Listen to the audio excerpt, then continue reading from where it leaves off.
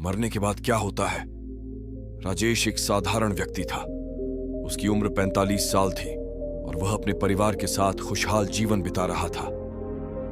एक दिन अचानक उसे दिल का दौरा पड़ा और अस्पताल में उसे मृत घोषित कर दिया गया। परिवार में दुख की लहर दौड़ गई, लेकिन राजेश के लिए यह एक नई यात्रा की शुरुआत थी।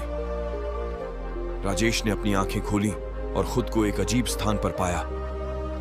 कहानी शुरू करने से पहले आपसे अनुरोध है कि वीडियो को लाइक और चैनल को सब्सक्राइब जरूर करें। तो चलिए शुरू करते हैं। चारों ओर अंधेरा था और केवल एक धुंधली रोशनी दिखाई दे रही थी। वह उस रोशनी की ओर बढ़ा। रोशनी के पास पहुंचने पर उसने देखा कि वहां एक विशाल द्वार था जिस पर स्वर्ग द्वार लिखा हुआ था। जैसे ही राजेश ने द्वार पार किया, उसने पाया कि वहां एक वृद्ध व्यक्ति खड़ा था। वह व्यक्ति एक पवित्र संत के जैसे दिख रहा था। संत ने कहा, राजेश, तुम्हारा स्वागत है। तुम्हारी ये यात्रा आत्मा के शुद्धिकरण की यात्रा है। यहां तुम्हें तुम्हारे कर्मों का फल मिलेगा। राजेश को संत ने एक विशाल दर्पण के सामने खड़ा कर दिया। इस दर्पण में राजेश का पूरा जीवन प्रतिबिंबित हो रहा था। उसने देखा कि कैसे उसने अपने जीवन में अच्छे और बुरे कर्म किए थे। उसे समझ में आया कि जीवन में किए गए कर्म ही मृत्यु के बाद के जीवन को प्रभावित करते हैं।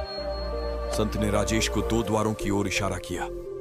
एक द्वार से स्वर्ग का मार्ग था और दूसरे से नर्क का। राजेश ने पहले नर्क का अनुभव किया। वहां की यातनाएं देखकर उसका दिल दहल गया।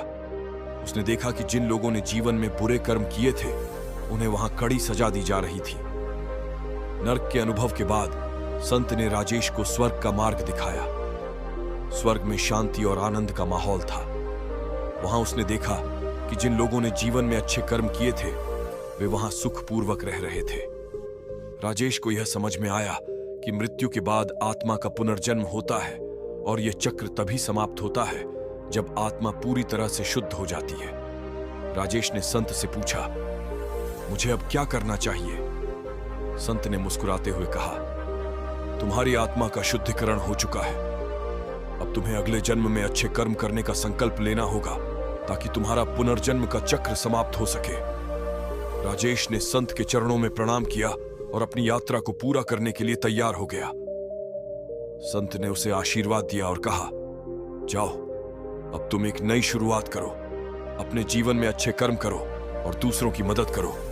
यही तुम्हारी आत्मा का वास्तविक उद्देश्य है। राजेश ने संत से विदाई ली और फिर से एक नई दुनिया में जन्म लिया। इस बार उसने अपने जीवन को पूरी निष्ठा और सत्य के साथ जिया। उसने हमेशा अच्छे कर्म किए और दूसरों की मदद की। इस जन्म में भी उसे कई कठिनाइयों का सामना करना पड़ा, लेकिन उसने कभी हार नहीं मानी। आखिरकार जब राजेश की उम्र पूरी हो गई और उसकी आत्मा ने शरीर को फिर से त्याग दिया, उसने पाया कि उसकी आत्मा अब पूरी तरह से शुद्ध हो चुकी थी। इस बार संत ने उसे पुनर्जन्म के चक्र से मुक्त होने का आशीर्वाद दिया।